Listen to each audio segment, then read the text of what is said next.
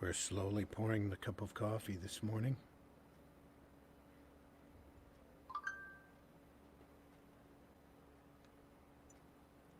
Waiting for people to come in. Yes. Welcome in, everyone. Come on in. We are here. We are alive. I'm alive. I'm not sure about Varian yet, though. We shall find that out here. If we can get him in or not. We're still alive. Still alive. Let's find out. Somebody's here. We are live. Someone live. We are live and the coffee is pouring. Trico's in the house. Said that we had him worried. Nothing to worry about. I was up coloring frogs. I've been up since 4 a.m. Yeah. Had to go through the wonderful experience of unemployment claim with the wife. So Yeah, there's a wonderful, wonderful. You're a little loud. That might be me. my camera's not working, but that's a usual problem. Well, everybody out there, You are not awake yet this morning, my friend. it doesn't look like it. It's Got to saying turn that that I am. volume down. How am I sounding to you? You're sounding better. Must have had it up. Fine. Sup Peps from the Advocating Channel. Sup Peps. It's like supper, only different. Yeah. It's Thursday morning. It's 9 a.m. Eastern Standard Time. Hope everybody's alive out there and awake. In a lot of our viewing area, it's way in the afternoon. Or a lot of our listening area, it's way in the afternoon. Mm-hmm. Rest assured, we're still pouring coffee and rubbing the sleep out of our eyes. I've been coloring frogs since about 6 a.m. It's a pretty early time to be up. Randy has That's had a lot of coffee that keeps pouring, Rob. It just doesn't fill. In fact, my coffee's ice cold. I should probably run up and get some before we really get underway here. Coffee. Don't touch this stuff. No, I do. I drink coffee. Coffee requires me to actually take some initiative and go make and. How dare you? I'm not gonna take the initiative. I'm gonna make coffee. I just won't do it. Besides, it's the end of the world. Yeah. They're closing? Yes, next Tuesday. Okay, the last thing I want to be when the end of the world comes is sober. Wonder Woman. Whoops. Wonder Woman. Whoops. Thursday morning, everyone. Good morning. Good morning. Trico says Varian sounds like he was rode hard and put away wet. I think that's exactly the opposite. He was rode wet and put away hard. Glenn Ford says, hey, guys. Pat Koala. Coffee. That's right. Is that a Jay Foskett drawing on his profile there? Looks like it. Yeah, I believe so. It's Pat as a Pat is a bird. pigeon? What? Yeah. Is that what it is? It's a bird. Yeah, Hey, yeah. Pat. Could be a pigeon. I don't know. I hope it's not. Is that a pigeon? Pat? How come he didn't draw you as a koala, or is that just, kind of old hat? You go, yeah, I heard that before. Trico says, I'm pretty sure I've been coloring frogs as euphemism. No, it's not, I'm afraid. It's not. That's not a euphemism at all. But it could be. Good morning. Good morning, Eric. Good morning, everyone. Come on in. Have a seat. Pull up a chair. We need to know what to talk about this morning. He says, it's a pole trait. Chicken. It's a pole trait. Chicken. He's a chicken. There you go. Yeah, yep. He's already drawn me as a koala. I'm sure he has. Old news. And Glenn said he can't believe it's Thursday. Yeah, it's That's Thursday. I'm ready to get this week over with. That'd be nice. That sounds like you're eager to get the week over with, buddy. Yeah, there I go. Doing okay. I got my camera working. Don't be afraid to hit that like button. It's okay. We won't take it personal if you do.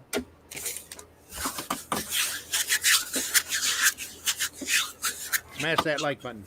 Are we back to the coffee? We haven't even rolled our opening yet. No, you can go ahead. Huh? Go ahead. Another roll morning opening. Here we go. No, wait, that's not it.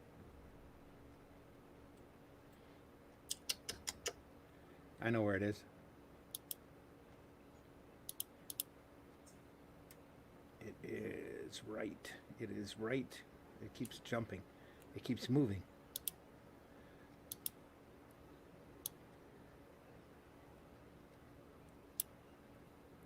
I got it. Let me hit it. Hang on. I got the other one. Yeah, you might as well roll it. I'm not seeing.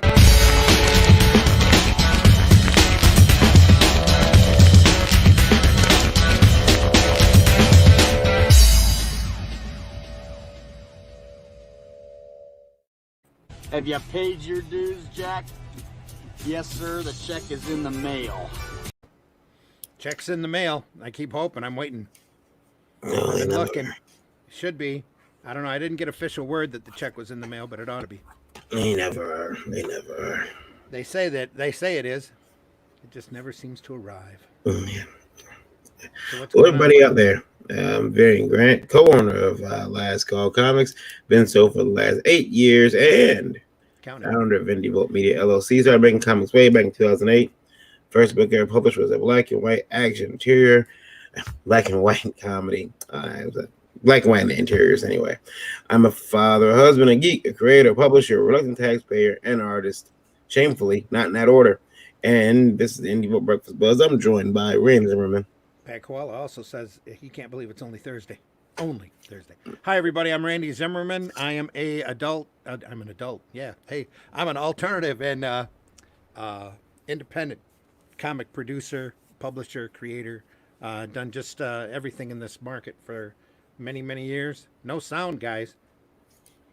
I don't understand. I've got sound. I can hear Varian. Can you not hear me, Glenn? I hear you fine. I hear you. I hear you fine. Good morning, Kino Subway. Welcome. That's a new name. I haven't run across before. I think, yeah, he's been here before. You weren't here that day. We have Koala's got sound. Pat's got sound. Glenn, turn your volume up.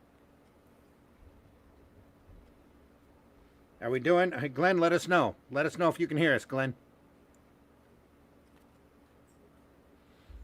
We can hear everybody else fine. I think it must be Glenn's problem. How are we doing out there? You hearing us? Let us know. Yeah. We have a lot of people listening on the radio this morning. What's our number? Right now, I can't pull the numbers up yet, but they'll show up in about 4 or so minutes. Sorry, that was on his end. Yeah. Glenn says, "Yep, got to make sure all your cords are plugged in, Glenn.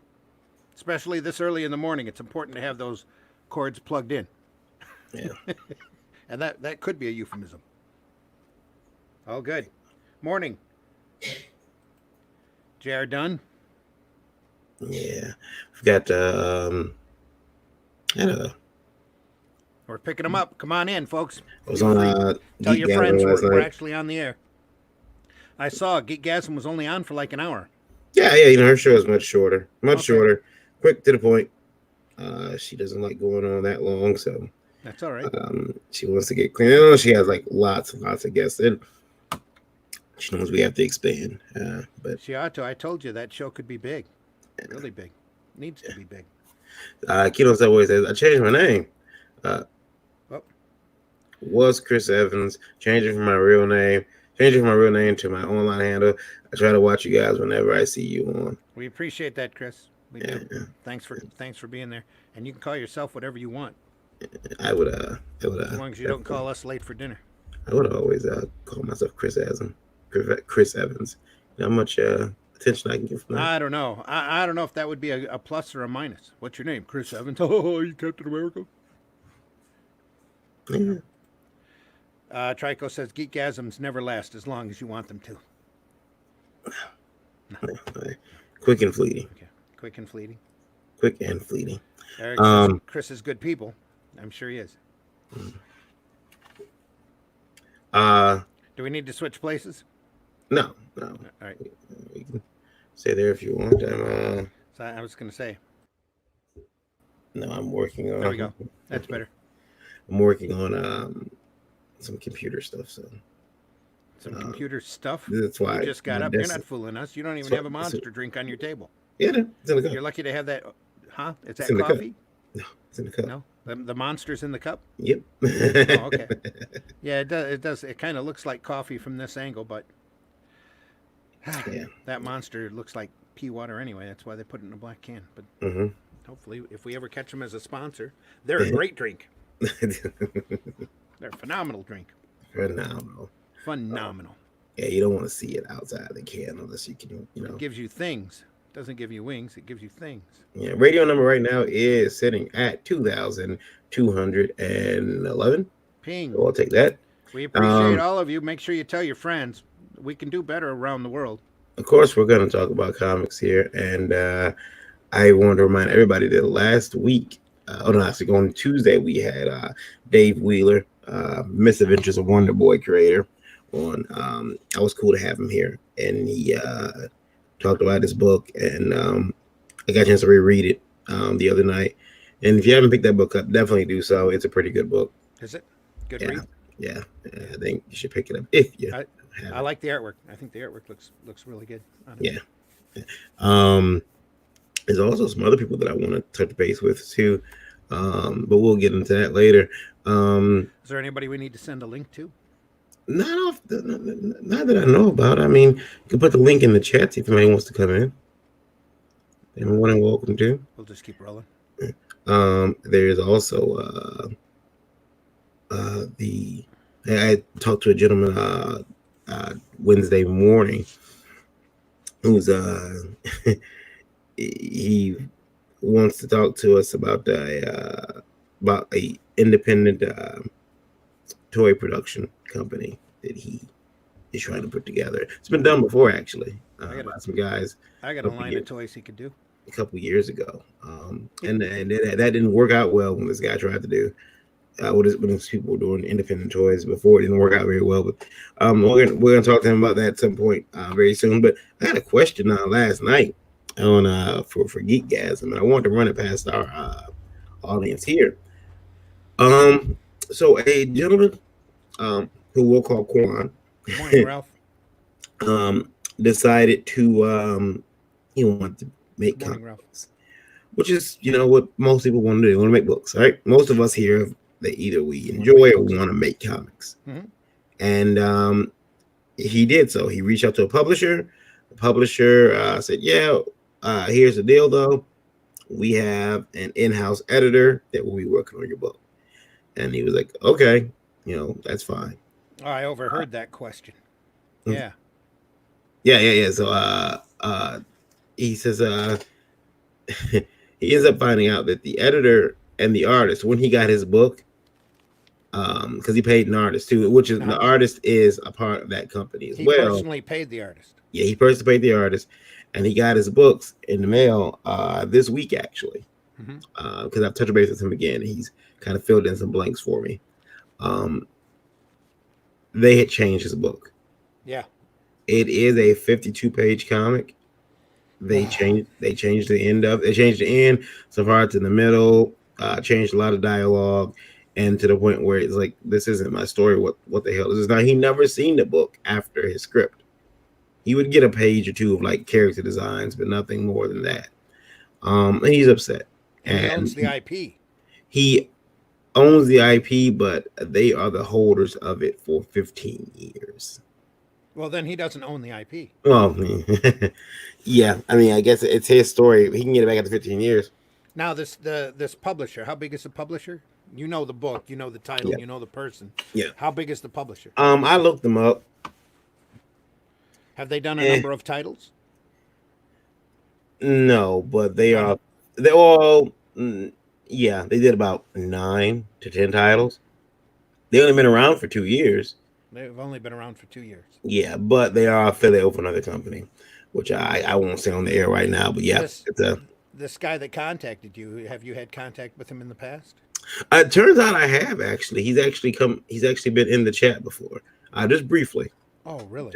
Just to Oh, I'm so sorry if it's one of our listeners. Is that just to pop in and say a few words. But yeah, he's really upset and well? In my opinion, he genuinely got the shaft. Now, yeah. does his contract say that his scripts run through as he directs them, or does the editor and the artist have final say? He's gonna send me a copy of The the contract? contract. Yeah. He says either today or Friday morning. He'll send me a copy of the contract to look over, and I'm gonna forward it to a lawyer that uh Pat says, "Well, you can't be that desperate to publish." Oh, some yeah. people out there are, Pat. Some people genuinely are. They'll jump into, and this is a lesson for everybody to learn. You Yeah. know, you don't jump into a project like this. You don't give away. First off, you don't give away your IP for 15 years. You just don't do it. Yeah. You know, you don't give anybody direction because, quite frankly, it's no longer your IP. You know, it's theirs. If you've given over control for 15 years, they've got complete run of it, and they're going to run that puppy into the ground before you even get it back. Yeah, I told him, I said, what you need to hope is that contract isn't, hey, 15 years if we don't publish again. Yeah, I think 'Cause it could yeah, be reoccurring. It could be one of those renewed contracts where, you, we put it back out. So it's another 15 years. you should never be afraid to pull in a lawyer on these contracts, especially somebody who knows you, somebody who's got your best interest in mind. That just sounds like a genuine screw job Yeah. from this end. I would have to see the product and the changes that they made, but even still, they should have never made those changes. The editor should have sat down with him and said, "Having trouble with this. What if we were to do this? What if we were to do that?" And get all of those changes in advance, especially if he's got any type of control over that IP. Either that, or if he didn't bargain in good faith. So I would say he's probably got a good ground for a relook at that contract. Yeah. Dave says 15 years. Damn. Yeah. That was it. Chuck's suggestion or lawyer was Gamal Hennessy. So I was gonna forward it to Chuck or forward it right to. This comes down to what the contract says. If he gave away rights, this is a harsh reality. He didn't have all control and is actionable. Yeah. Yep, that's very true, Rob. What he says, he got his books this week. He's got 8 boxes of books. He opened them up and he went flipping through it as most of us do, and he noticed some kind of strange choices, and he got to the end and he's like, what the hell? And he went and read through the whole book, and he said he feels used. I mean, he paid the artist. Yeah. He paid the artist. So I mean that's the other thing too, he paid the artist, and he said he paid a couple other fees for them. And I'm like, most time, I mean, I get what other fees? Purchasing fee, editing fee, what? There was no editing fee. He told me there was what they call a button up fee. What does that mean? And some design fees.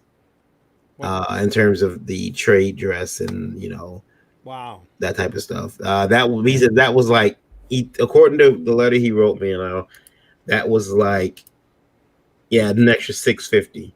But he did pay to get all the artwork done. He was at $7,000. In exchange, he got 2,000 copies of a book that's flawed. He got 8 cases, so It's probably $250 a case. Yeah. Yeah.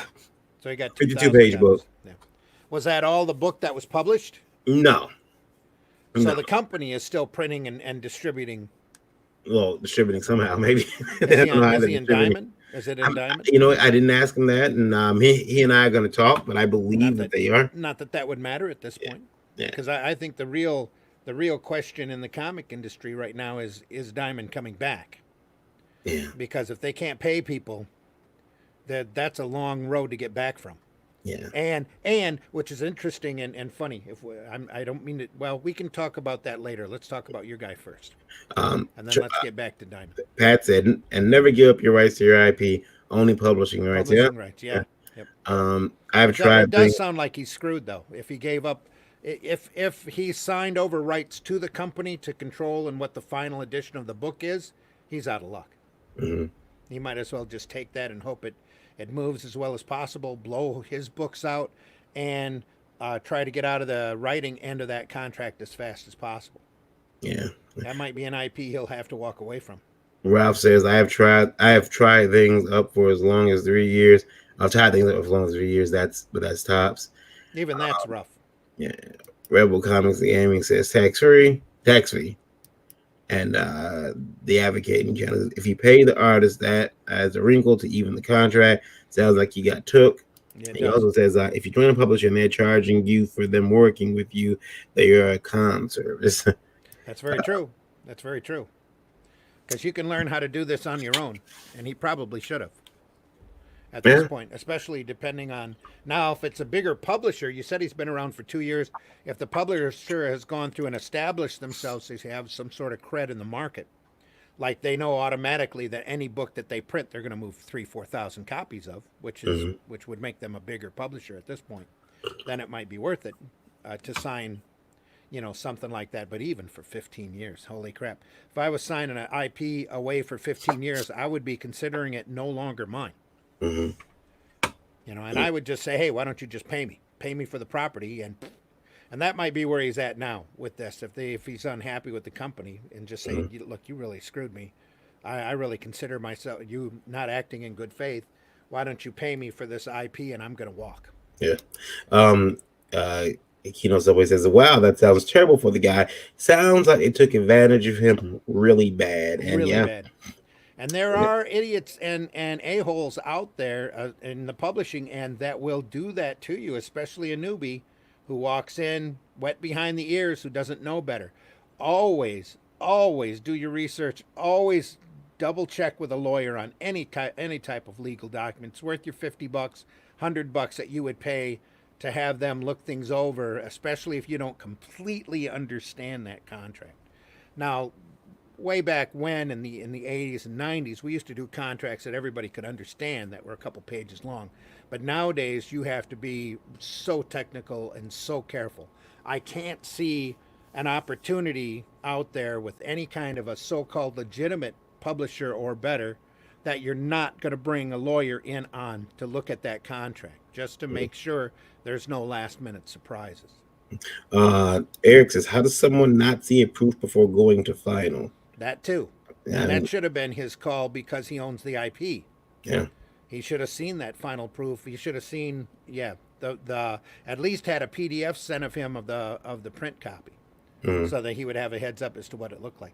And it might get to the point where he didn't care, or he waived those rights, or who knows what. We're not going to know unless we see the contract. Yeah. At this point, everything else is guessing.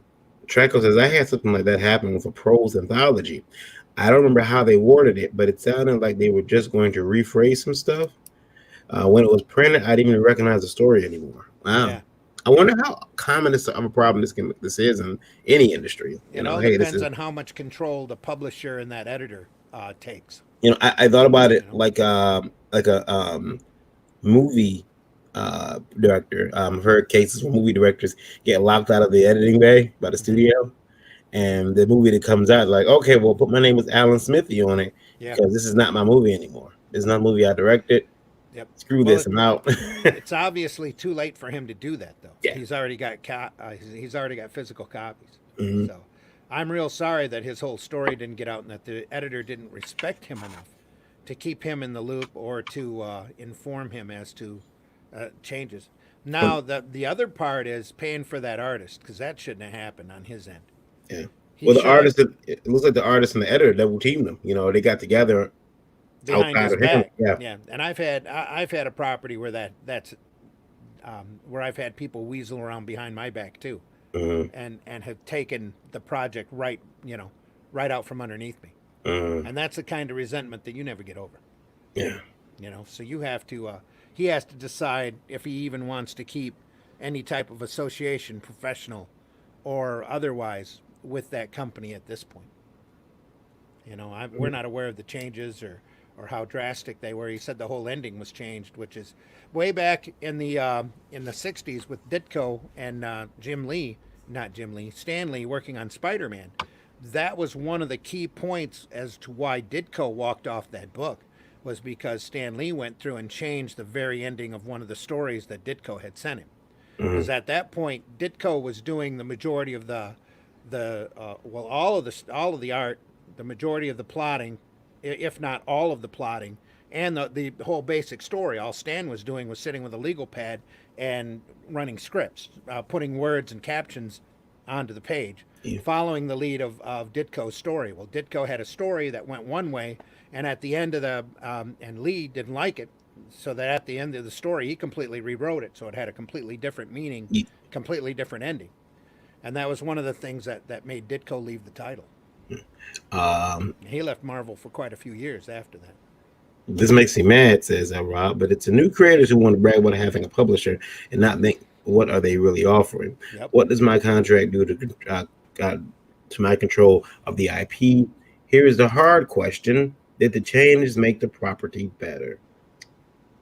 I haven't read it. That's also the big question. Yep, haven't read it, but apparently in the creator's mind, it didn't make the property better. Yeah. And then Trico says, it's very common in filmmaking. I wrote a movie script once for a local indie studio. They changed everything, even names of characters for no reason. Didn't even recognize the script anymore. Did you still get credit on that, Trico? Or was that something they just... Did you Alan Smithy it? Yeah, or did they take you off? Like, oh, well, we used the framework of your idea, but yeah, we've changed everything else. Well, movies are also different, though, because you're paid to do the treatment or you're paid to do the script, and then once you've been paid, basically it's out of your hands. If they want to rewrite and they don't want to use you, they can use somebody else. Pat said it up there, but he said of the contracts. Look at them and study them. Take time. So if go through a contract, print it out. If something doesn't make sense to you, circle it, highlight it, and inquire as to what that means. Not just from the people who wrote it, but if you got somebody in your circle that's just into the law or can get it over to someone who is more learned in the law than you are, or paying an attorney to take a look at it and tell you what you ought to do. Now keep in mind, a good attorney isn't gonna tell you, oh well, here, tell me you want this, because they know what companies will and won't go for. Like there's some people who think they can turn a contract into an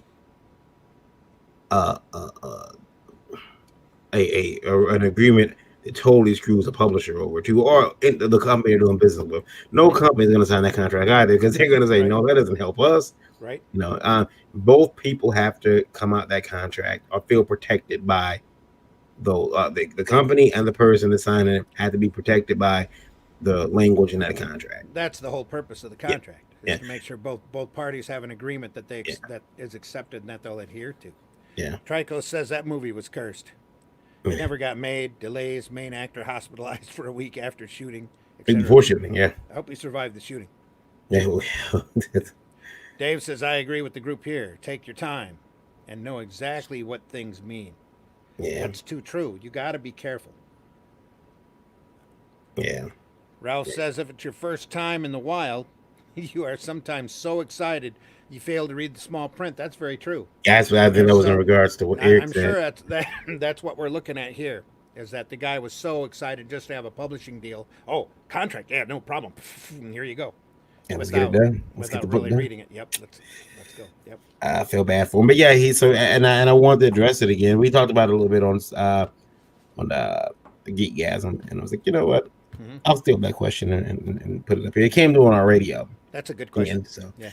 I told him, again, too, it wasn't happening on the show. So if and I really feel for his situation. Welcome. I'd love to read his script and what he ended up with. Yeah. I really would, just to get just to see what their changes were. I'm real curious now. Yeah, Randy. Real sorry that happened. I know we want to talk about what happened with Diamond.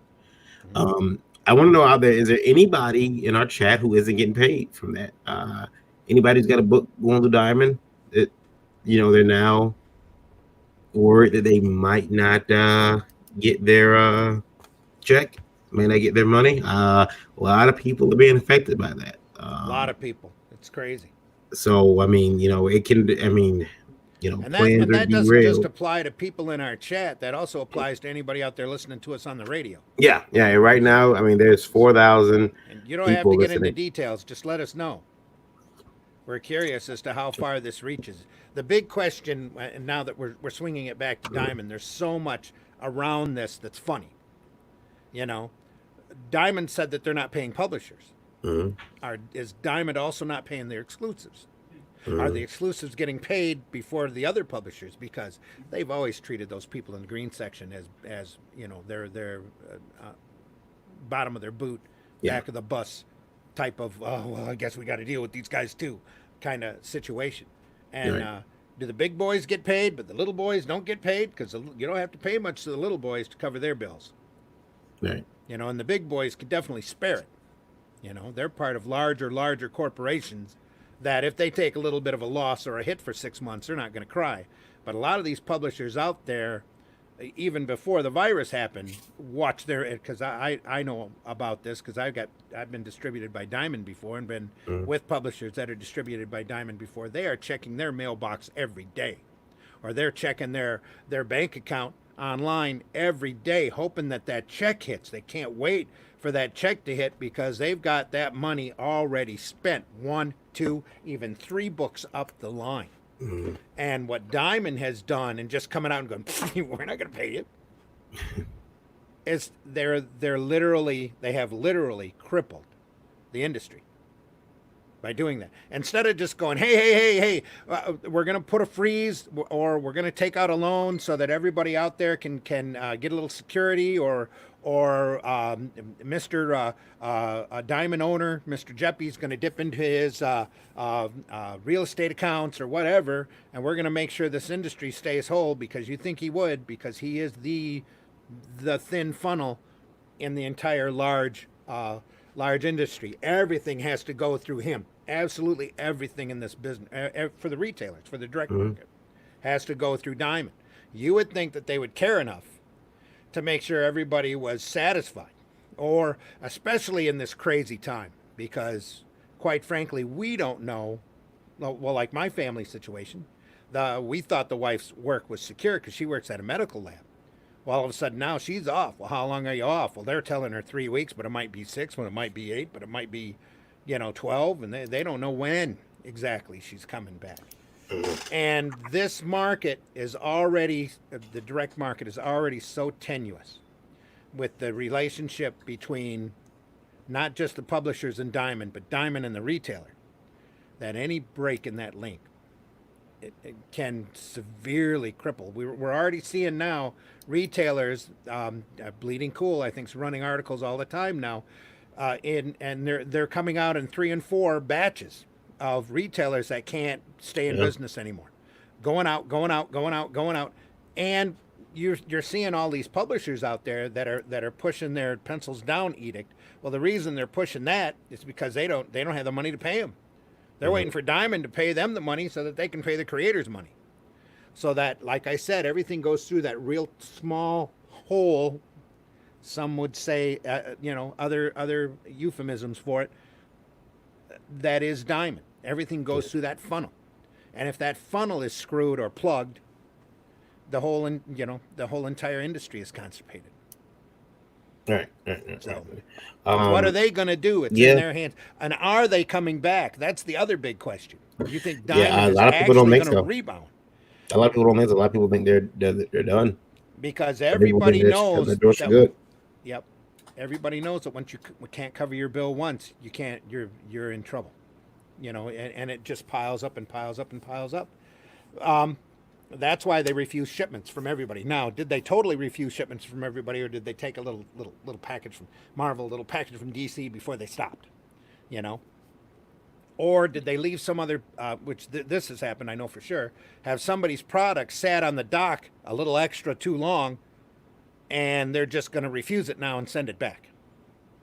And how many other publishers have already got stuff heading their way? Because this is a machine. The industry is a machine. People are working. Diamond asks retailers to buy and order their books 3 months in advance. The publisher designs that book and has to fulfill that purchase order within a small amount of time, or Diamond's going to cancel them because they're so tightwad with their freaking rules, especially on anybody in the green section. Yeah, I'll give everyone an example. Recently, Monday, got with the mail. You get those ads and those You know, it's the junk mail that comes with it, and got an ad for Ollie's, Yeah. and for a sale that starts today. And in the ad, it says, "Here's what we got. You know, here's the items we have. Here's the sale price." Yeah. And my mother, she says, "Hey, you know, I want to go." And she calls me, tells me she wants to go. And I'm like, "Mommy, we can't go to Ollie's. Ollie's is closed." And she says, "No, they sent me a sales paper. They're open.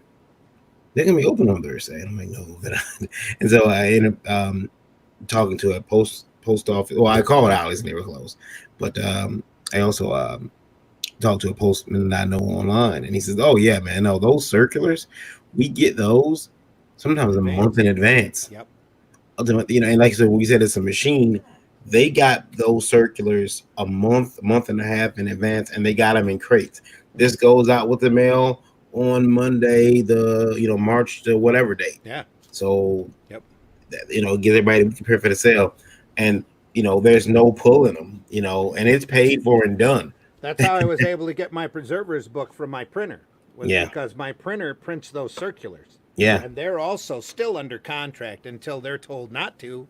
yeah, Even though the business isn't open, they're still printing those circulars and sending them out to the post office. in most cases they've been paid. And most times it all depends upon the business. Sometimes they float them 30 days, which is now going to turn into 60 or 120 or 240 days before they're going to end up getting paid. But they had the time to put my stuff together and tell me to come down and get it. Yeah. So Let's see. We got a couple people to catch up to. It says, that says the fact that they were relying on next week's receivables to pay for this week's payables is obscene. Well, Pat, I'm sure you're tired. You're retail. There's so many retailers out there that depend on this week's diamond shipment in order to pay for next week's diamond shipment.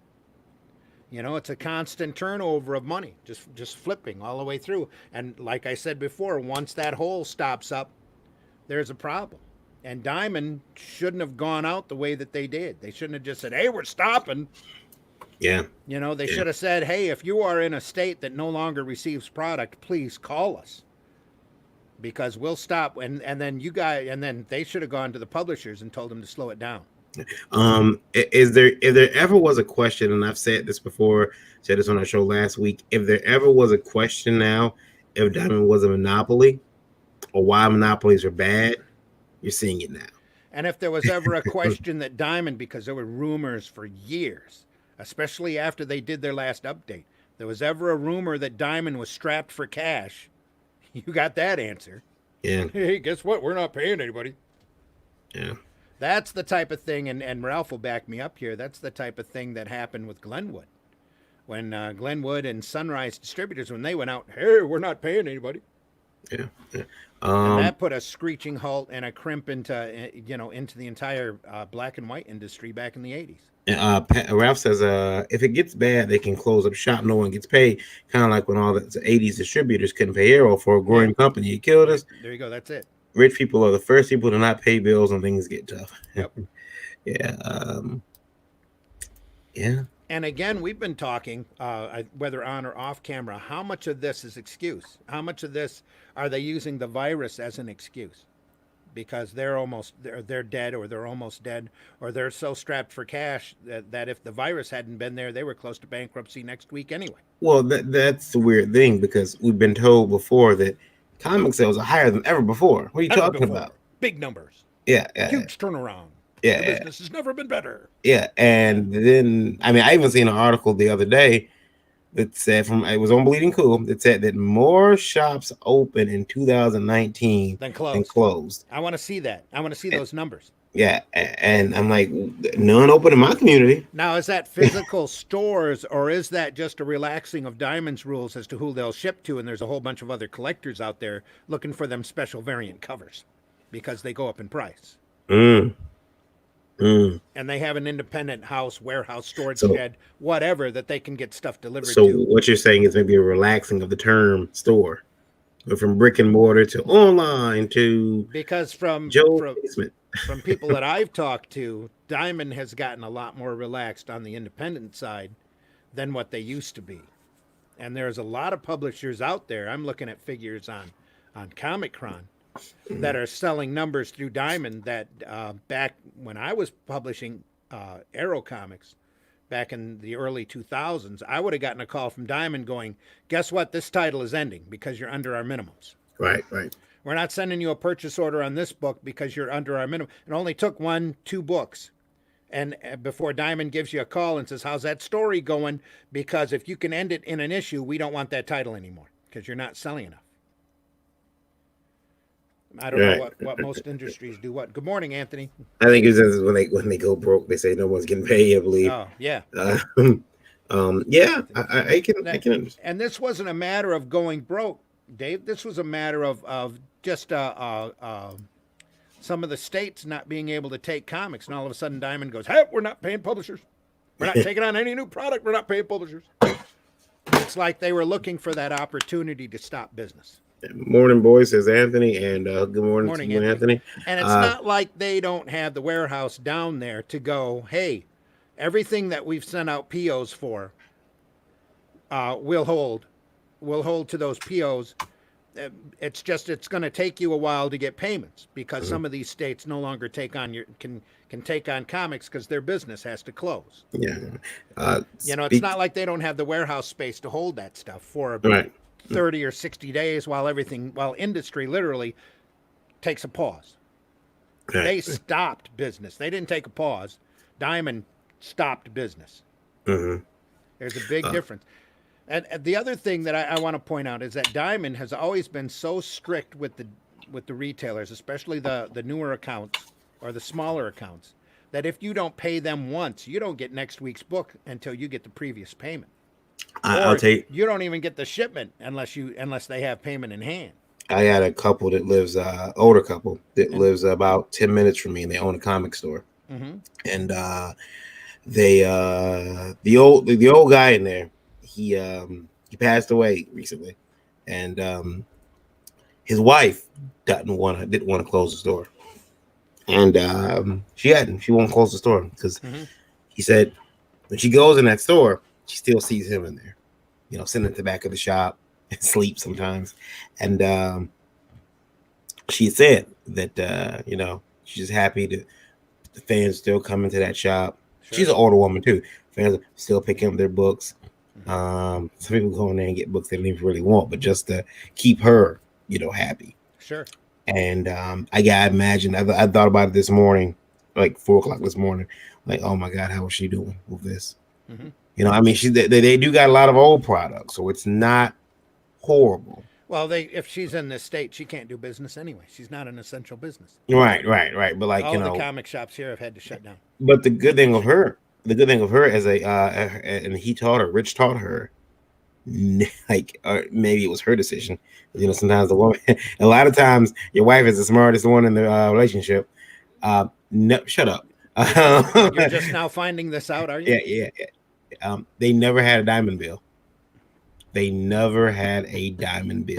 always paid Diamond in cash. No credit, no nothing with Diamond. And it was that's the way Diamond works with the majority of the smaller accounts. Yeah. So you have to have that money in order for you to get the next week's shipment. Yeah. You have to be up to date with them. I do want to talk about something that I got yesterday too in the mail, Randy, if you don't mind. Hang on, is that the announcement? We should probably catch up here. Dorfeus is looking for your announcement. Oh yeah, I made that in a little bit. I guess it was an increase in eBay and other online sellers. They're just getting new accounts. Yeah. I'm sure eBay right now is exploding. Yeah. Ralph says if they want to close up, he can go bankrupt. Since he has divided up his brand, No Real Consequence leaves a bad Rosen cock toastin taste. Yes, it does. Rosen cock toastin is the guy who used to run Sunrise Distributors was Mark Rosenberg, Steve Rosen. It was Rosenberg was his last name. We always called him Rosen cock toastin. So, and he decided, just like what Diamond did, he was done. Nobody was going to get paid. If I owe you money, you ain't getting it from me. So you'll have to wait for the bankruptcy to file through. So. And then when they did, I think it was like pennies on the dollar. Yeah, close up while owing money and open a new. This is what Rosenberg did. He closed up while he was while he owed a lot of people money, and then he opened up Platinum Studios and decided to get into Hollywood. Yeah. And, new relate business, leaving us out the door. Yep. I was just looking at That's a Rose guy. and Rosencock toasting for you. We got another message in Indie Volt Radio that was yesterday. I didn't get a chance to read it, but it said, my publisher was talking about his diamond deal and how big his diamond deal was, and I was like, no, we don't. Now we don't have one. Big Yeah, it's funny how that goes, and I mean, we said it before. Now I see a lot of people who. Right now, I don't think anybody has a diamond deal unless they have reassured the publishers and the retailers that the note they send around to the retailers is nicer than them telling, unless they send another note out to the publishers that I haven't seen. There's a lot of people That now said, trying hey, to figure we're out done. if they're going to have a comic publishing company at the end of this. And there's also people that I've seen jump online that you never would have seen before. I don't do social media. I don't do online stuff. And now they're like, hey, help. Hey, everybody. Hi, how are you doing? I've drawn a lot of stuff for Marvel and DC. Look at me. Hey, Yeah, I'm there's thinking a about lot. doing a crowdfunding book. What do you think? I will tell you somebody who's I've been watching do their videos. Joe Quesada is actually on YouTube talking comics. It's shocking. Somebody needs to get a hold of Joe and ask him if he can still do his Christopher Walken impersonation. It's him and Jimmy Palmiotti used to do pretty good ones. Yeah. I'm gonna show everybody what I got. So I decided in this. Are you showing off what something came in the mail? You You finally got that box from Adam and Eve you've been waiting for? No, I got a box from Joe Kubert. No, Adam and Eve, they're not working. They're not essential. Who said? Who said they're not essential? They don't want much. They don't want another baby boom. Funny if they keep the liquor stores flowing, they better keep the the Adam and Eve stores working. I decided I wanted to get some type of education in for myself while we were under our shelter in place order for the next coming weeks. Anyway, so what I decided was this is your big announcement. You've decided to stop everything and you're going back to school. No. This isn't even an announcement. So what I did was I went and got some books from the Hubert School, signed up for their correspondence courses. So the books came, and it's 6 books, something like that. And the books came in the mail yesterday, and they're pretty big. They're pretty big books. Well, obviously they want you to do comic pages full size. Oh yeah. The comic pages are in there. Super villains. And they talk about Joe's not a super villain. Come on. I'll tell you about everything. I believe that's actually it's a wonderfully blank page. It's actually a test page. They want you to. Oh, cool. Test pages. Yeah, because you're gonna tear that out. It's like the old style Marvel tryout book. Yeah, you're gonna tear that out and send it back to them. Oh, cool. And so that they can grade you. Yep. When you can't just scan them and send them in. Right. Each book has 5 assignments. They need to be sent back in, and then they're going to critique you. And then, should you have done decently enough, you'll get a certification, which is cool. So, yeah, I'm going to take time to do this. Villains is 1 book. Super villains. Obviously, superheroes. Can't have super villains without superheroes. And these books are massive. They're 11 by 17, just about, probably a little bit bigger. Horror. Any of those books, BBB? What's that? Big Boob Babes. No. No, it's not the 90s anymore. No. This could have been an old correspondence course. Penciling. Which is probably the thickest of the books. Penciling. They're all pretty thick, but this one has a little bit more girth to it. Course 1, get a pencil. Frank Miller, Will Eisner. Step 2, get an eraser. And then what I'm looking forward to. Stinking? Inking. Looking forward to that one. So, and then they sent me my class code. Did they send you pages in that? Are they Joe Kubert pages? Yeah. Because that would almost be worth the correspondence course alone, just to have some Joe Kubert pages that you have to sit and ink. Oh, you mean I'm not sure if they have that would be amazing. Let's take a look at it. I don't think there's any. That would tips almost here. that would almost be worth correspondence courses. To get like a page of Kubert, a page of like Rob Liefeld, where they dare you to go in and like correct anatomy if you have to. And, let's fix that's part of the inking is to correct the penciler's mistakes as best as they can in order to give you the best. That's probably doesn't hold true anymore, but there's some really awesome pencilers out there. I would love to ink. No, I don't see any of there are. I do see Here's the standard Joe art. Here's some, because that's what they ought to do. Here's a page of like Joe Kubert Tarzan. Ink this. Yeah. Here's that would have been cool. Oh, here's a page of Jack Kirby New Gods and Pencils. Ink this, and see what that looks like. That would have been cool. That would have been incredible. I also got my class cup.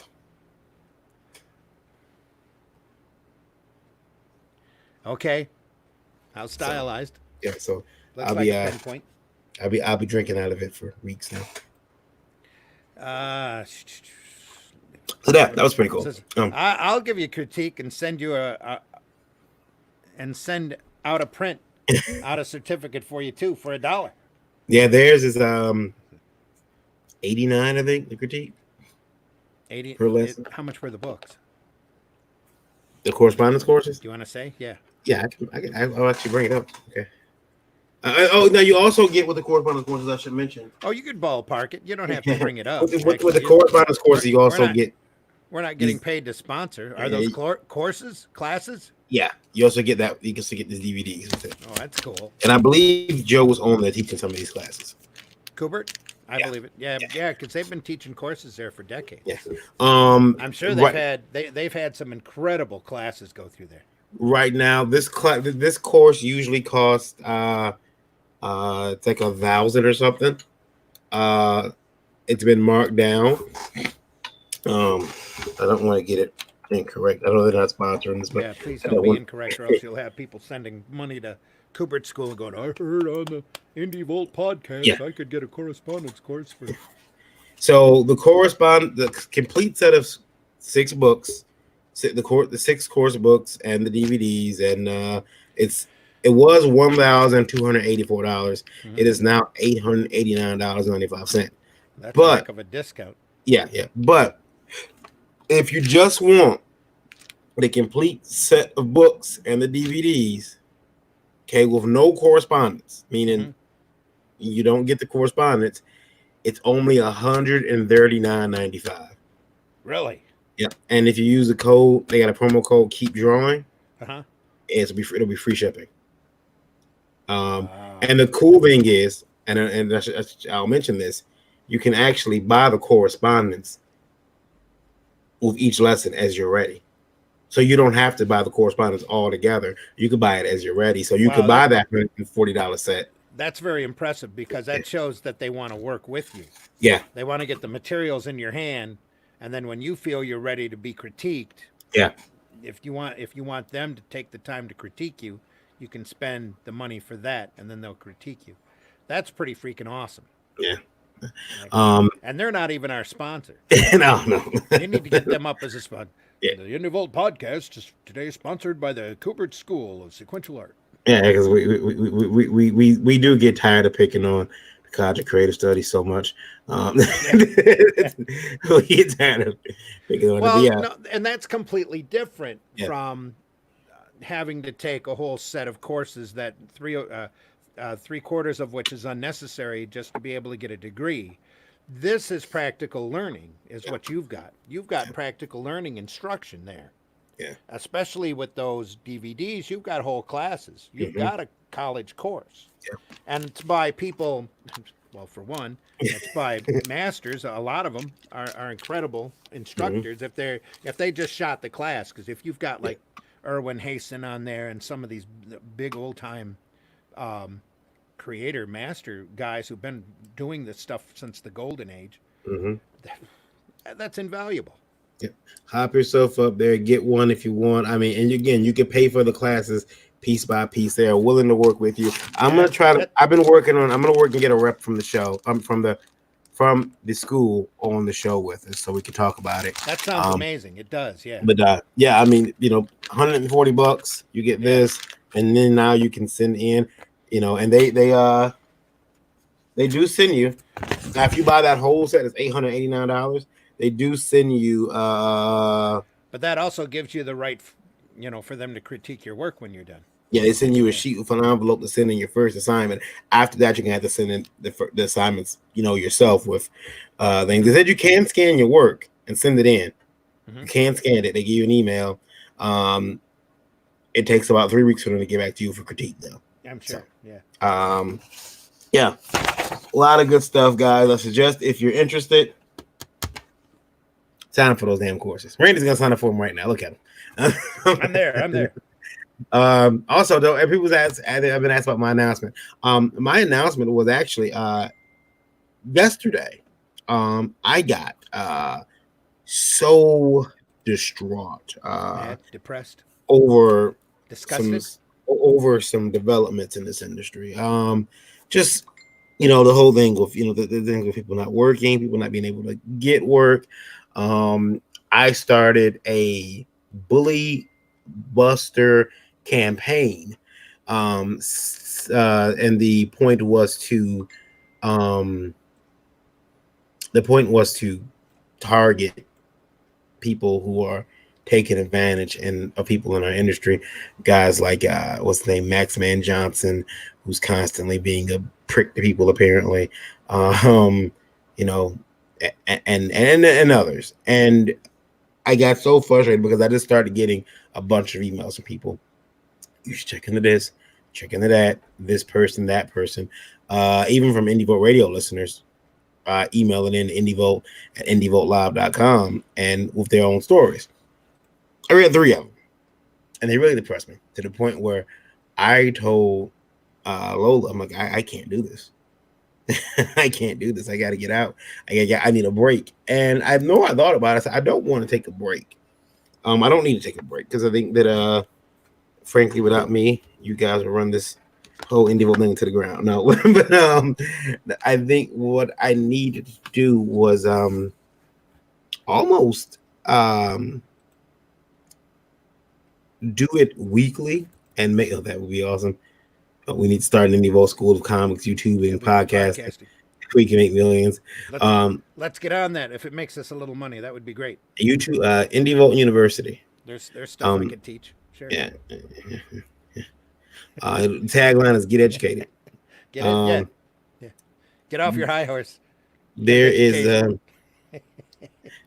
so the thing the announcement I wanted to make was that it's a good idea, Trico. That would be awesome, Trico. I'm probably going to be a bit more mouthy. Going back to death? No. No, that's Glenn. Glenn says he's going back to death. Oh well, no, not that guy. No, not that guy. I'm going to be not that guy. I'm going to be a bit more mouthy. I've done a disservice to this industry, to people in it, to everybody in it. By not being more opinionated. By not being more opinionated, and I looked at what really dawned on me was I looked at a show Rob had sent me, and I watched the host of that show lob these kind of softball questions at someone who has admittedly done wrong. And I thought about it. I ran out of money a couple years ago. My first company, and oh man, did they tear me a new one. I got to a new one. And I still, to this day, haven't lived down the fact that I ran out of money from people. They still use it as a way to drag me down. Well, Varian paid me for that book. That's true. I didn't. And to your credit, I told you, whenever I make enough to pay you on that book, you'll be the first person I'll pay because I don't have enough money. Now, what ends up happening was, these people went out and they still do. They still talk crap about me. But these are some of the same people that I see allowing other shit to happen, and it's cool. It's not their business. Maybe because it didn't happen to them. Maybe. But they'll go about whatever they can and talk about me. And don't get me wrong. The reason why I couldn't pay a lot of people is because not only did I have, which is totally my doing, I had a big studio, I had a big office bullpen. We went up from having an office bullpen, it was like $450 something a month, to moving downtown Detroit, which gave me a overhead of $850 a month, and it was a nicer building, a nicer setup, but you know, it was more expensive, and not just that, but it was gas, and it was, you know, it was all kind of stuff. But there was what was out of my control was how people were stealing from me, stealing boards, stealing art materials, which I made available for use. But I should have had somebody there who truly had my back and was watching materials.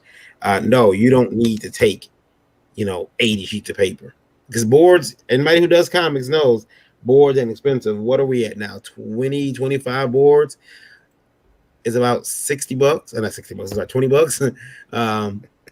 $7.15 if you're lucky catch them on sale. So yeah, that's pretty much it. I'm gonna be more opinionated, and I don't think that I should have to deal with I don't think I should be somebody who sits there now and just toss the, I'm okay with being fair. I'm okay with having somebody on the show and asking them fair questions. But what I seen last week on again, I won't say the name of the show, was somebody actually, especially with somebody who swore up and down multiple times that they don't do press, but they did his show. Yeah. And they did his show because he knew that he was going to get lobbed the easy questions. Yeah, and then this guy was literally a worshiper of the feet that this guy obviously walked on. Yeah, and I think, and it really upset me, and I'm like, you know what, screw this. I'm just gonna just be the the prick that I keep inside, and not all of it. I shouldn't be that way, That's why you comes enjoy to Spank the Monkey so much. When it comes to actually having a show where I can bring guests on and talk to them about stuff. Yeah. But the show that I seen last week was we are a guy, TVMADLSV, and the S stands for stuff. the guy that I seen was just, he was not bothering with asking the questions. He was actually answering questions for the accused. Yeah. And so I just think it's really funny because that shit would have never happened to me. I'm at lunchtime late in Portugal. I'll be here for a while, and I'll see the replay later tonight. Be safe, everybody. Be safe. Enjoy. Marv artwork. We appreciate you deeply. Thank you. Portugal. We love you. Thanks for listening.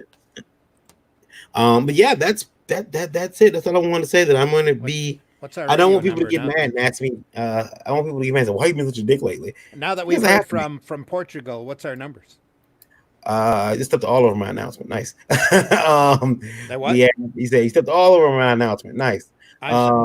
We have 7,960 people listening. And now back to your announcement. Sorry. No, that's it. I was just saying that I didn't step on it at all. Then I'm going to be.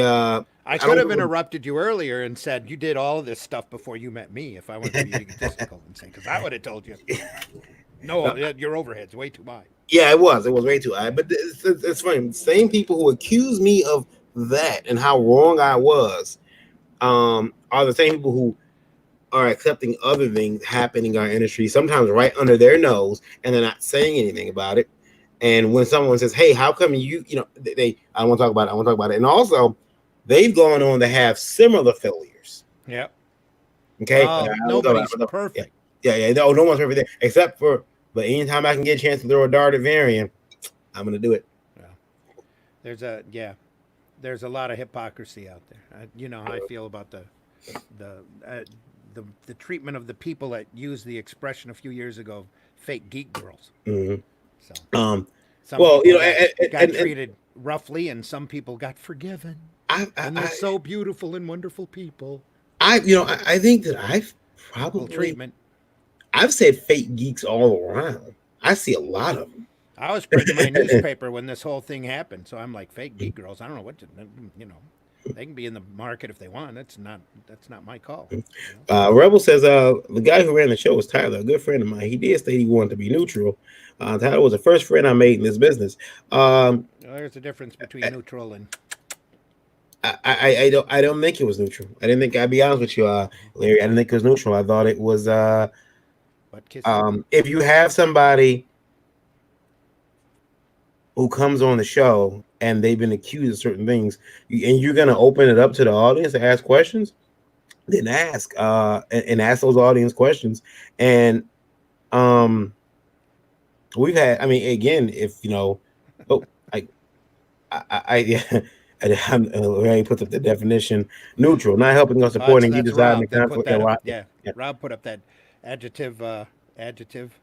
Neutral, not What? helping or supporting either side in the conflict, disagreement, etc. Impartial. During the Second World War, Rodrigo was neutral, and yeah, I just felt like he wasn't being fair. Plus, I was upset because, listen, you have to understand something. There's a big difference between and I get it. You know, hey, Tyler's got tons of viewers. He got tons of subscribers. I get it. You know, I want to go on the show where I can put out the best. But when you got I want to go on the show where I get the most reach. But when you have people who are coming on your show saying, "Hey, what about me? I got screwed over, and I got screwed over, and I got screwed over," and you're not answering those questions. You're looking at them. You're scrolling past them. That's a problem. And again, I don't think they held his feet to the fire as much. Now, hopefully, Rob says, "Varian, anyone who bullies you can come to Uncle Rob." Yeah, I just feel like they could have been more. And I know, and I'm aware of Tyler. I'm aware of the good things he's done for the industry. I'm aware of it. You know, I just felt that it was a little soft, and I done did it. I'd have rolled their asses. I do have the bigger reach with the radio. That is true, Rob. That is true. Indie Rob does says have a bigger reach, hands down. when you add the radio in there, yeah, there's a bit more.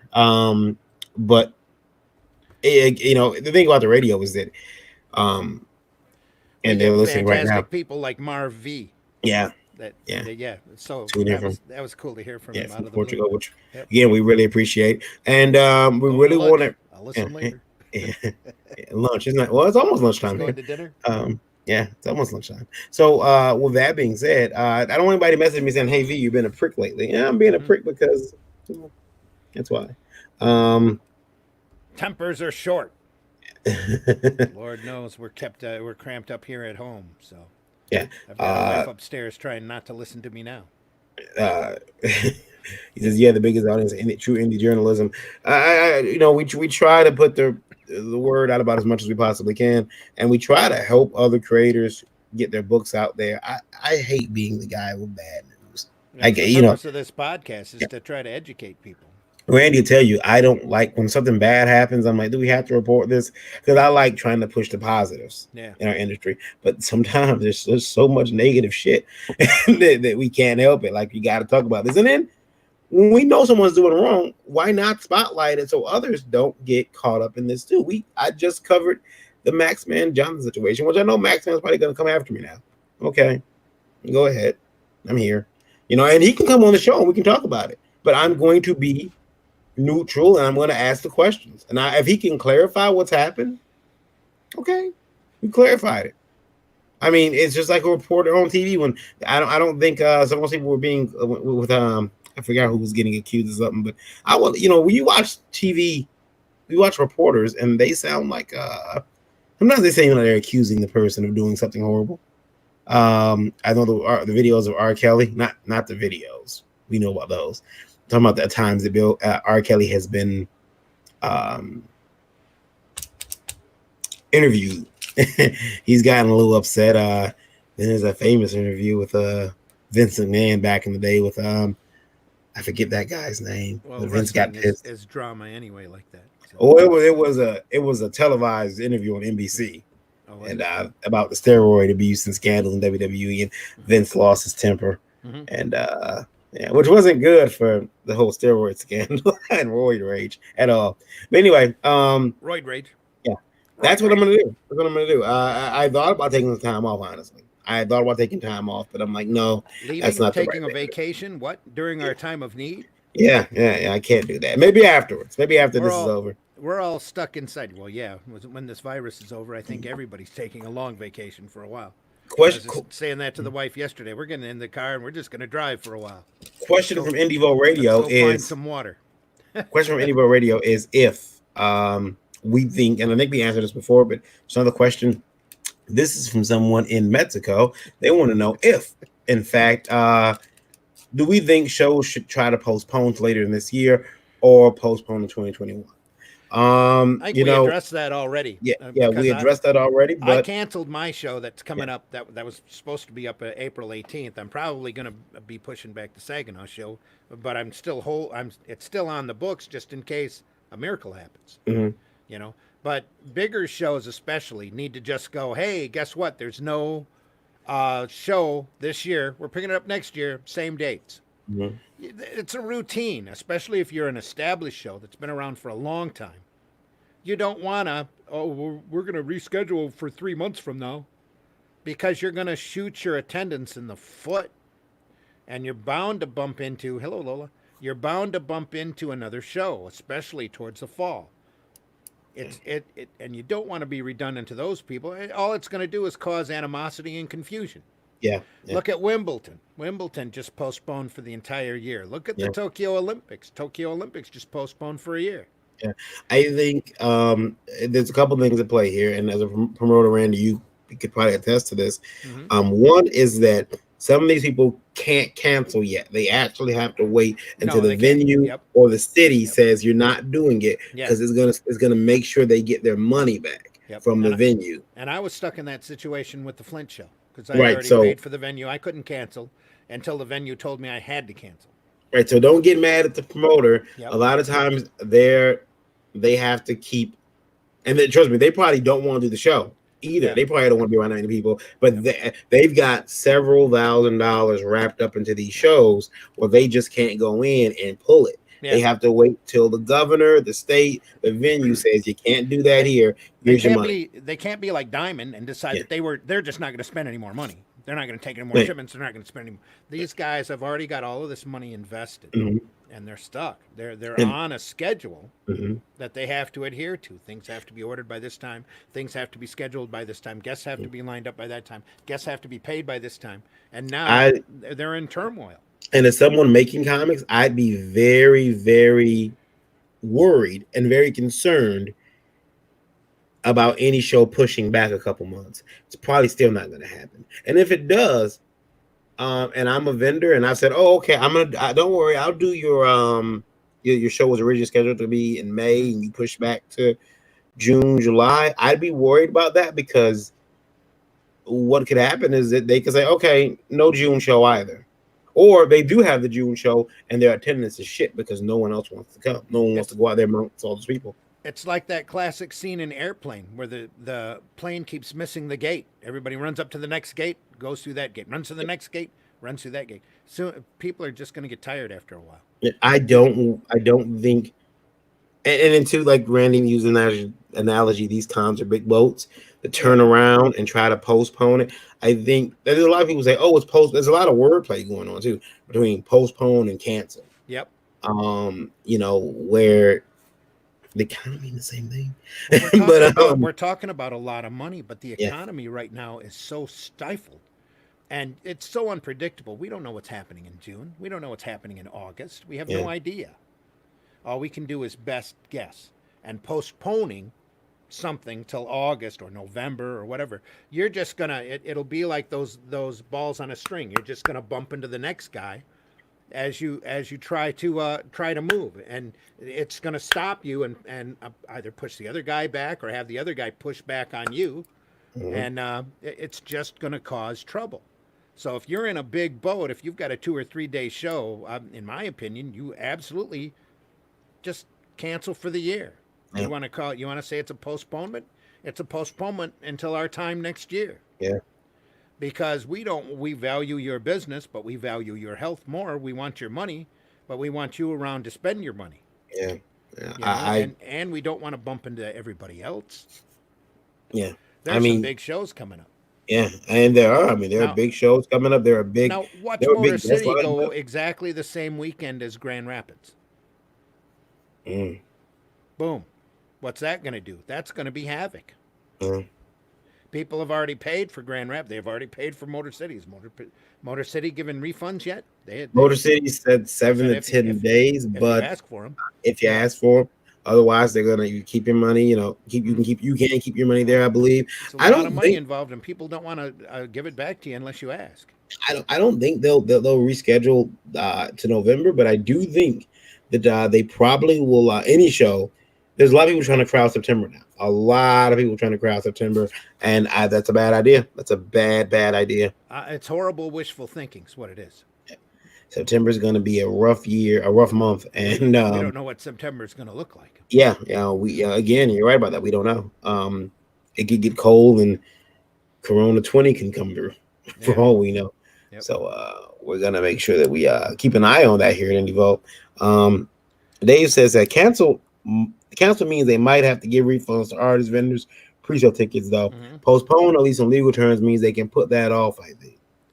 Sure, but again, you're just going to cause more confusion.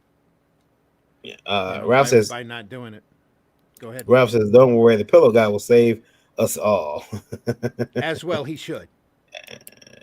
um, I just want to say hello real quick to Alexandria, to Stacy, Mhm. to Jennifer, to John, and Andrew, who are over on the Facebook page. Cool. Alexandria says, hey. Hey. Andrew says, good morning. Chad says, buenos dias.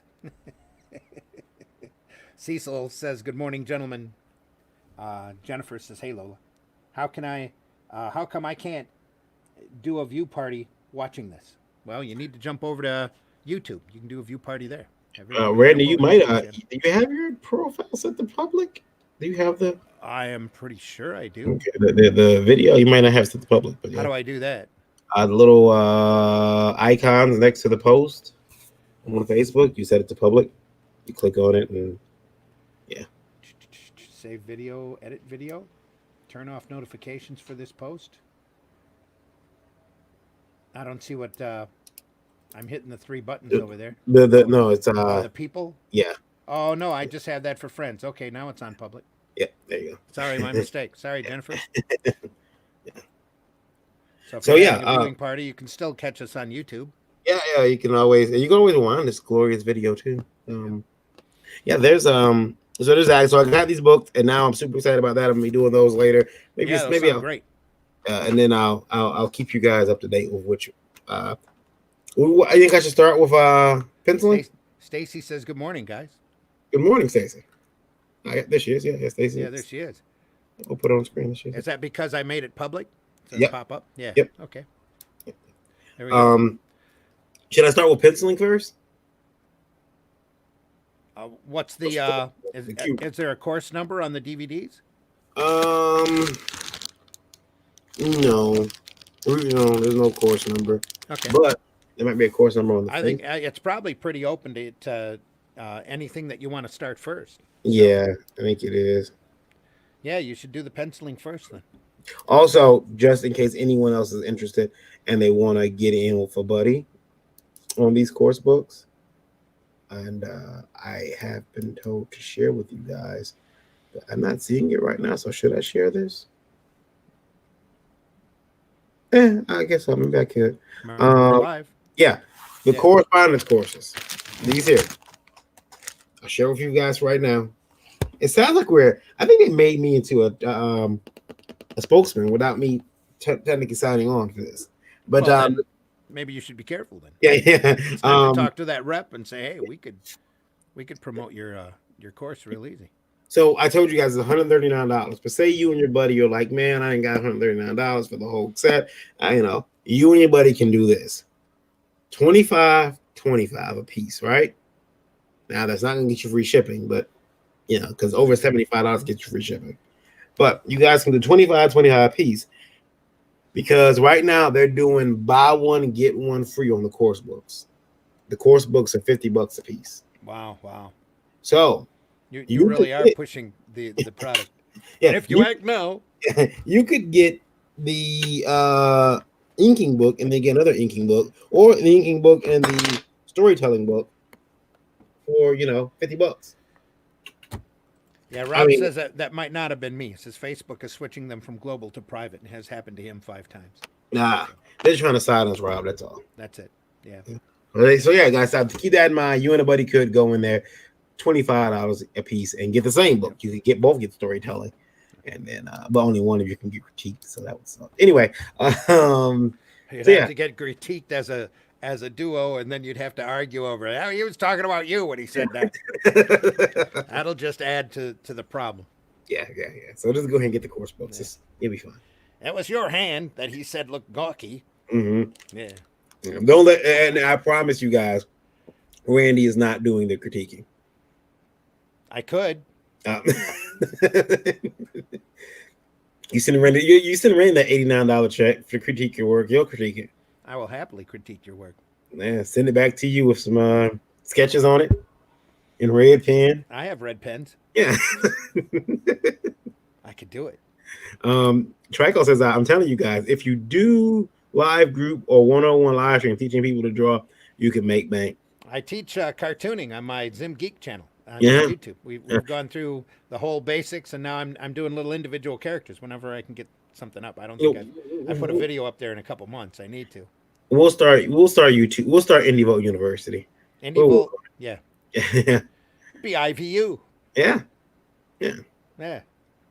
It'll be great, guys.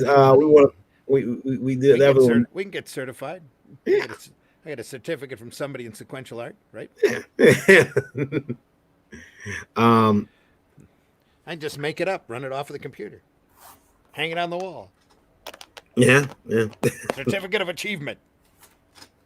You didn't piss anybody off. You can draw torsos. British man now world. Then we can offer a BBB book, right? Yeah. How to properly use a circle template, like Image. Oh, The early Image days. You just can't let Image go. They try so hard. Well, you keep bugging me about newsprint. Why newsprint is the ideal paper for you to print your cheap books on. Mm-hmm. Inexpensive good. But good speaking of comic book school, see, Rob can teach journalism. Yeah, He's volunteer. Lord knows a lot of these sites out there need it right now too. Mm-hmm. In my opinion. Speaking of comic book school issues 8-page challenge for aspiring pros. I'll put this up. It's for immediate release. We'll share it. Why not? It'd be like Zim Geek, but charging for it. Yeah. That's what I do around the schools. Whenever they hire me after school, I would have done it this block, but for some reason, a virus got in the way. That's training for comics. You can do that if you want to. But what Rob just sent me was the thing from New York wanting to do an 8-page anthology. Yeah. It was we should do the same. We should do the same thing. We could do that. Yeah. The Indie Volt Revolt book that we were talking about. Yeah. As comic creators to make an 8-page comic story. To make 8-page comic stories for new anthology to be released at New York Comic Con 2020. Creators invited to join new. Wow, is that going to happen? It's kind of bold. And the creators incredibly bold. When is the show? I think, is it October? I can look. Probably. The creators invited to join comicbookschool.com for education, support, and community. The forums will allow creators to network and interact at a time when many conventions are being postponed or canceled due to social distancing mandates. Buddy Scalera, editor-in-chief and dean of students at Comic Book School, has challenged members of the comics community to create 8-page comics for a new anthology to be released at New York Comic Con. October 8th through the 11th. Yeah, okay. Yeah. So your creation time is short, but everybody's at home anyway. Yeah. And it might inspire a few people to get creative. Yeah, so check that out if you're interested in it. Comicbookschool.com. But yeah, it's ambitious because don't get your hopes up that book's going to be out. They'll probably do the book even if they push the convention. Oh yeah, but yeah. You might actually get some sort of at least an opinionated education by a professional editor out there, or get some input on your work by doing an 8-page short story. But everybody, there's no harm in doing an 8-page short story. I think everybody needs to do one. They say you should do an anthology as they can. Indie anthology are my favorite thing, both to read and work on at the moment. Yeah, we should do a crazy underground, midstream underground book. Indie Volt Revolt. In newsprint? It could be yeah, heck yeah, do the Jeff Hicks format. That would be killer. We can even stamp a mailing label on the back of it and ship it out to people. That would be cool. Comes in the mail all mangled up and wrinkled and rolled up by your local postmaster. That'd be cool. That's classic stuff, dude. Can't argue with cheap bent up comics. Sometimes that's the best reading. Yeah. You know. So I got a bunch of old comics here on the spinner rack that are, that are in such a shoddy shape that you really don't want to get them slabbed, but they're really old, so you still want to enjoy them. And they got that musty attic smell to them because of the newsprint's been sitting and gathering humidity this whole time. Oh, classic stuff, man. Classic stuff. Crime Does Not Pay, Whiz Comics, Crosses on me part of the road. Yeah, we could do something like that. I mean, this is not a. It'd be awesome. See your logo up in the corner, Indie Volt with Revolt real big across, and just do an awesome anthology. Yeah, that'd be kind of cool. Yeah, we'll have to look into that. I think that and newsprint wouldn't be that expensive to print. We could probably crowdfund that baby real easy. Yeah. Ching ching. We'll look into it. We'll do something for it.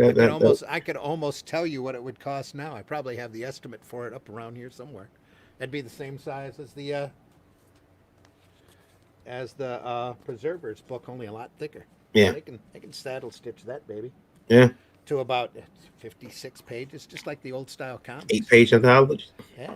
Well, an 8-page anthology is only going to give you eight people. Yeah. If you do 8 pages a hit, but if you offer, we can't really pay you, but we can critique it, and we can print it, and maybe send you copies. Yeah. In payment, like a page, each page of your work that we print will give you 10, 15, 20 copies. Mm-hmm.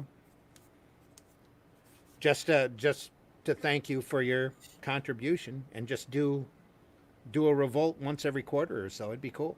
It'd be kind of cool. I have to look into it. I could throw it together here. I mean, it's not anything. It's just be a little bigger than this book. Yeah. And the production work on it be practically nothing. We would just have to make sure we got people and we got product up that everybody wants to read. See, Emily's in. Yeah. Thanks, Emily. Yeah, well, Emily's in. We have to do it now. And Emily's awesome. Yeah. Heck yeah. We could do that. Yeah, we'll do something like that. I bet if we put out the call, we'd have more than enough for a book right off the bat. Especially if we said, look, it doesn't have to be 8, but 8 is the max. We don't want anything larger than 8 pages because we want to give everybody an equal say. Plus, we don't want anybody spending a whole lot of time on, doing one great big long story. Big mass epics would be a little problem, but short 8-page stories, beginning, middle, end.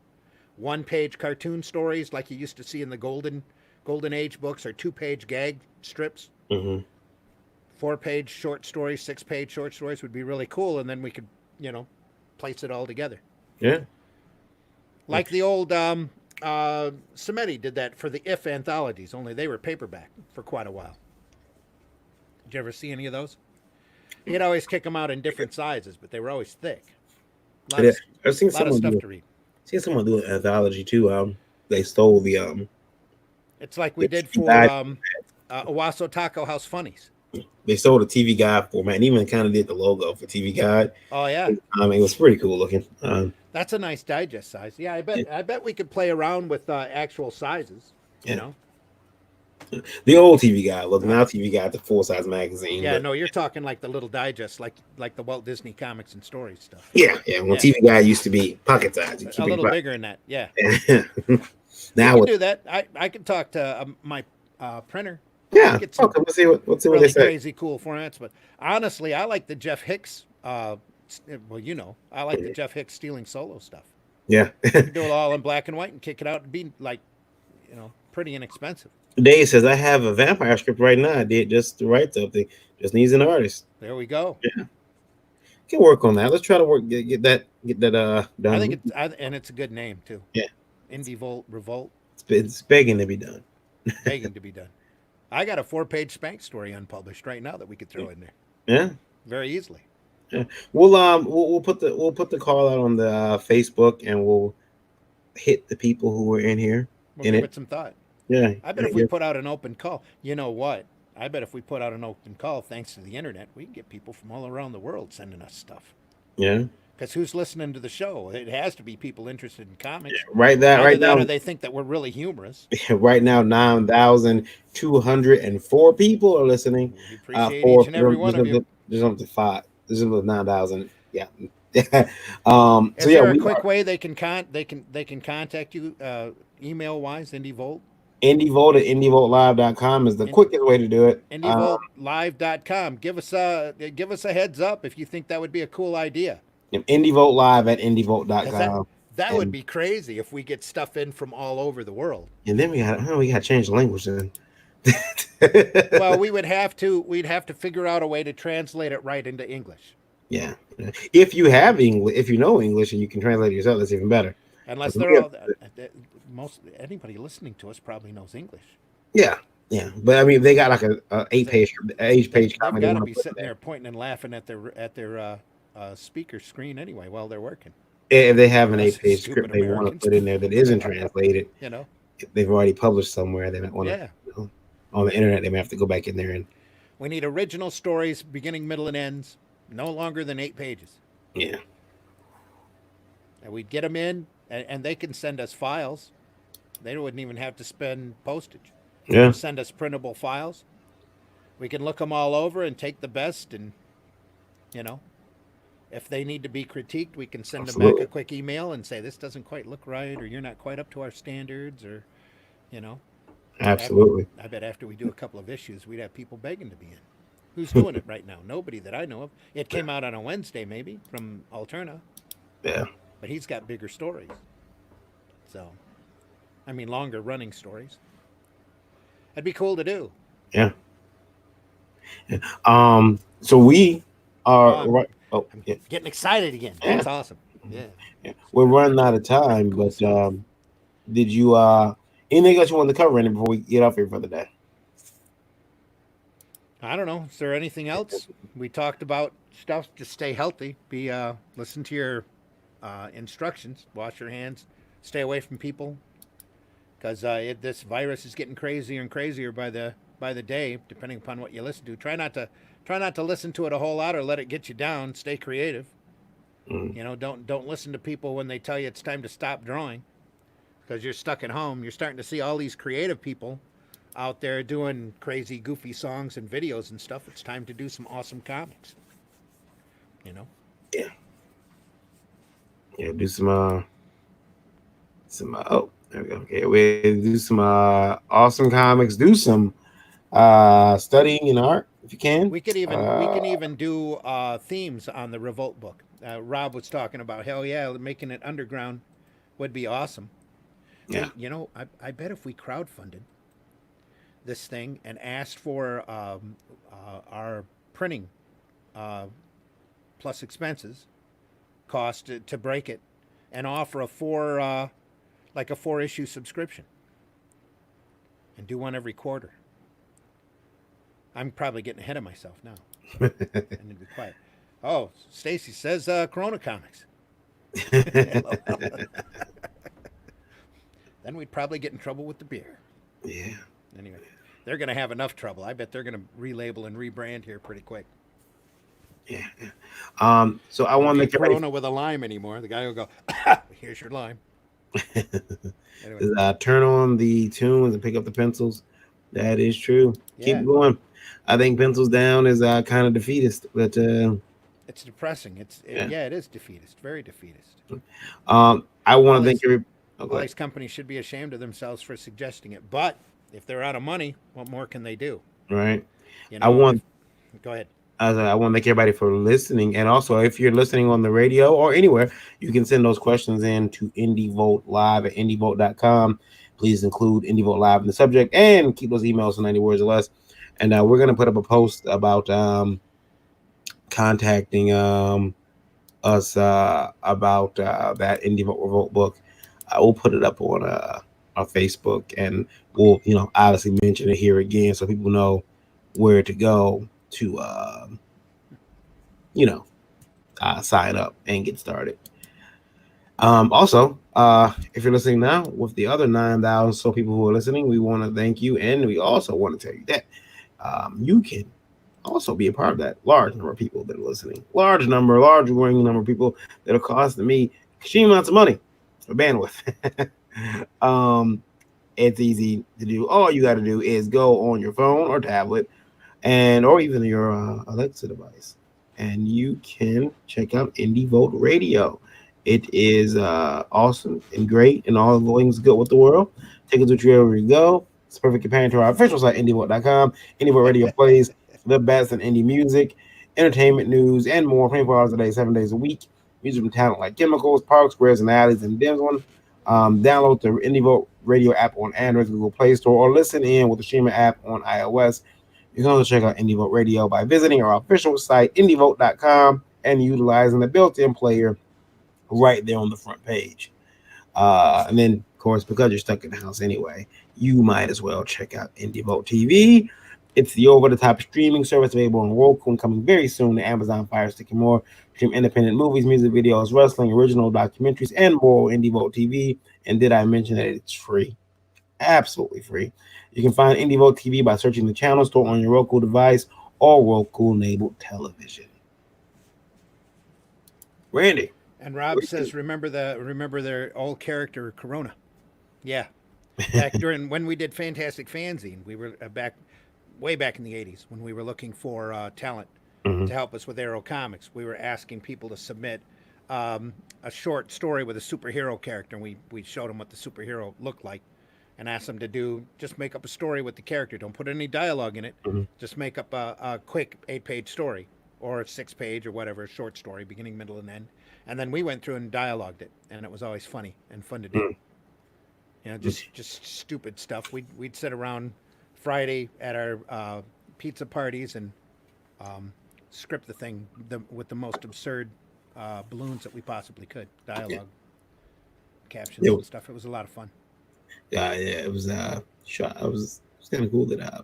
We should look at putting those together into a collection. I bet it would be hilarious. Corona means queen, apparently. Which is kind of cool. So yeah, Randy, where can they find you? Zim Geek channel on YouTube. Please subscribe. Please subscribe here to the Indie Volt channel on YouTube. We're really looking to pump our subscribers because we know we're listened to all over the world, but it's YouTube and the subscribing on YouTube that'll help us the most, and liking the video, leaving a comment on the videos to let YouTube know that we actually have an audience. We know we've got a huge audience, but we need to see it. And once we're over 1,000 subscribers on Indie Volt, we can start asking for super chats and start doing more stuff and get a little fancier here on Indie Volt. We're here for the Indie Volt podcast on Tuesday nights at 8 p.m. Eastern Standard Time. Varian's wife Lola does Geekgasm, which is comics from a female point of view, on Wednesday nights at 9 p.m. Did I say 8 p.m. earlier for Indie Volt? I'm at 9 p.m. for Indie Volt, 9 p.m. for Geekgasm, and then Thursday mornings we're here for Breakfast Buzz at 9 a.m. Eastern Standard Time.